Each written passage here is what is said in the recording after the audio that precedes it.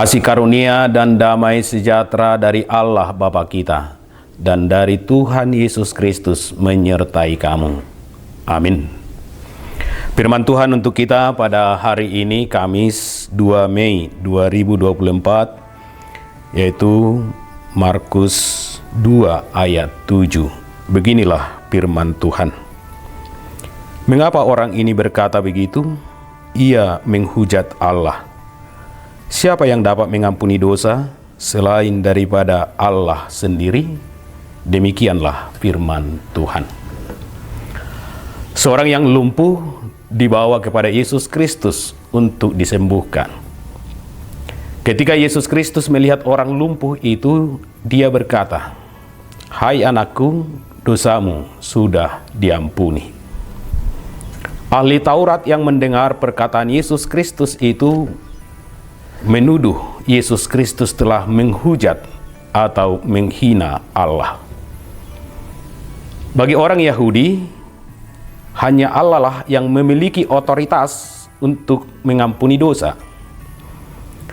Para ahli Taurat memahami dan mengenal bahwa Yesus Kristus itu bukanlah Allah. Yesus Kristus itu hanyalah manusia biasa yang tidak memiliki otoritas untuk mengampuni dosa. Oleh karena itu, ahli Taurat berkata dan menuduh bahwa Yesus Kristus telah menghujat Allah.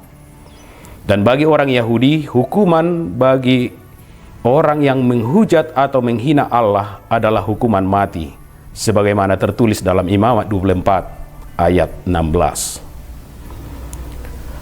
Tuduhan ahli Taurat yang mengatakan bahwa Yesus Kristus itu telah menghujat Allah, itu adalah tuduhan yang tidak berdasar. Ahli Taurat tidak benar-benar mengenal Yesus Kristus secara utuh.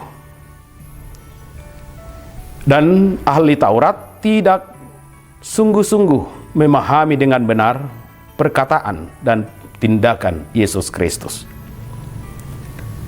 Seharusnya sebelum orang ahli Taurat menuduh Yesus Kristus melakukan hujatan kepada Allah, seharusnya mereka berusaha dulu untuk mengenal Yesus secara utuh, memahami secara benar perkataan dan tindakan Yesus Kristus. Jangan menuduh Yesus Kristus tanpa pemahaman yang benar, tanpa pengenalan yang utuh akan Yesus Kristus. Saudara-saudara, kita juga sering seperti ahli Taurat, menuduh seseorang tanpa berusaha mengenal seseorang itu secara utuh. Menuduh seseorang tanpa benar-benar memahami tindakan dan perkataan seseorang. Jika dikatakan Yesus Kristus, "Hai anakku, dosamu sudah diampuni," itu bukan hujatan kepada Allah. Tetapi melalui perkataan itu, Yesus ingin menekankan bahwa Dia adalah Allah itu sendiri. Karena Yesus Kristus itu adalah Allah sendiri, maka Dia punya otoritas untuk mengampuni dosa dan menyembuhkan. Yesus Kristus adalah Allah.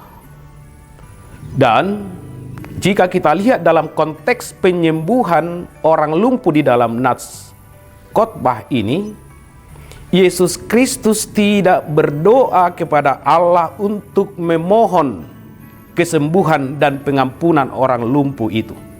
Yesus Kristus melakukannya atas nama dan kuasanya sendiri untuk menegaskan bahwa Dia adalah Allah itu sendiri yang punya otoritas untuk mengampuni dosa.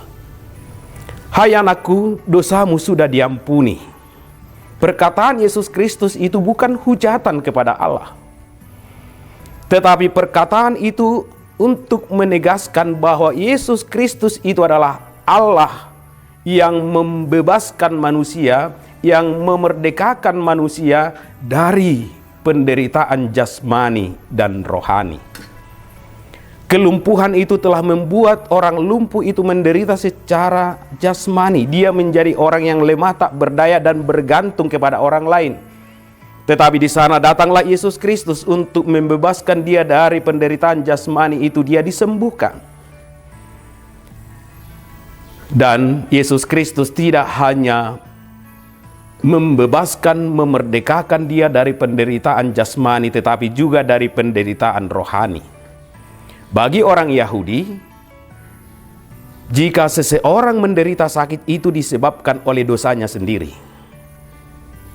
Jadi bagi orang Yahudi, tidak ada kesembuhan tanpa pengampunan. Dan jika seseorang tidak sembuh dari sakitnya, berarti dosanya tidak diampuni.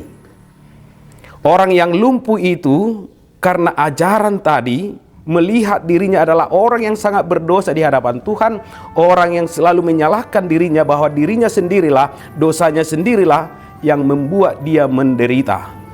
Dia menderita secara rohani karena dia menuduh dirinya sebagai orang yang berdosa, yang tidak diampuni Tuhan karena dia tidak sembuh dari kelumpuhannya. Tetapi Yesus Kristus datang kepada orang lumpuh itu dan berkata, "Hai anakku, dosamu sudah diampuni." Bahwa dosa-dosa orang lumpuh itu sudah diampuni. Dan ia telah dimerdekakan dari penderitaan secara rohani. Bukan berarti bahwa Yesus Kristus setuju dengan pendapat orang Yahudi yang mengatakan bahwa orang yang sakit menderita karena dosa-dosanya sendiri.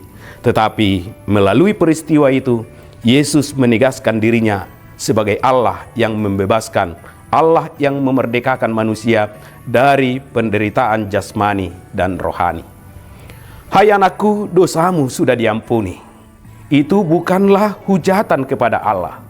Tetapi melalui perkataan itu, Yesus ingin menegaskan kepada kita bahwa mengampuni dosa itu jauh lebih sulit daripada melakukan mujizat penyembuhan.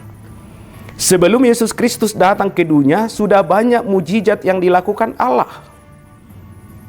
Itu bisa kita lihat dari perjalanan bangsa Israel dari tanah Mesir menuju tanah Kanaan. Banyak mujizat-mujizat yang dilakukan oleh Allah. Tetapi bagaimana dengan pengampunan dosa? Yesus harus datang ke dunia. Allah di dalam Yesus Kristus harus menjadi manusia, mati di kayu salib untuk mengampuni dosa manusia. Tanpa Yesus Kristus, manusia tidak akan mengenal pengampunan. Saudara-saudara, Yesus adalah Allah itu sendiri. Dan kini di sini kepada kita semua dia berkata, "Hai anakku, dosamu sudah diampuni." Mari kita bersyukur kepada Tuhan karena dia selalu mengampuni dosa-dosa kita. Kita dibebaskan dari dosa-dosa kita masa lalu supaya masa lalu itu tidak menjadi beban lagi bagi kita. Mari kita puji Dia dan mari kita menyanyikan nyanyian baru bagi Tuhan. Amin. Kita berdoa. Terima kasih Tuhan atas segala anugerah dan kebaikan yang Tuhan berikan kepada kami. Terima kasih Tuhan atas pengampunan yang Kau berikan kepada kami. Dan berkatilah kami Tuhan di sepanjang satu hari ini. Kami serahkan hidup kami hanya ke dalam tangan Tuhan. Berkati pekerjaan kami Tuhan. Dan ampuni kami Tuhan atas segala dosa-dosa kami. Kami berdoa dan bersyukur hanya di dalam nama Yesus Kristus. Amin.